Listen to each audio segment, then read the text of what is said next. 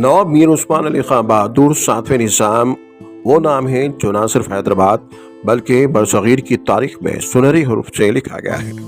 وہ 6 اپریل سن 1886 کو پیدا ہوئے اور سن 1911 میں ریاست حیدرآباد کے حکمران رہے۔ ان کی حکمرانی کا دور سن 1948 تک جاری رہا، جب حیدرآباد کو بھارت میں ضم کر دیا گیا۔ نواب میر عثمان علی خان کی خدمات آج بھی زندہ ہیں۔ عثمانیہ یونیورسٹی، عثمانیہ اسپتال اور دیگر فلاحی ادارے ان کے ویژن اور قیادت کی گواہی دیتے ہیں۔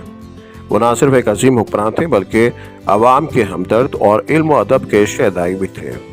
اسی کے چلتے آج میر عثمان علی خان بہادر کی 58ویں برسی کے موقع پر ان کے پوتے نواب میر نجف علی خان، ساجد پیرزادہ، محمد انس علی خان پڑپوتے و دیگر نے مسجد جودھی میں ان کی مزار پر گلائے عقیدت پیش کرتے ہوئے ان کی خدمات کو یاد کیا۔ اس موقع پر موجود افراد نے 7ویں نظام کی حیدرآباد کے لیے خدمات کو سراہتے ہوئے ان کی یادوں کو تازہ کیا۔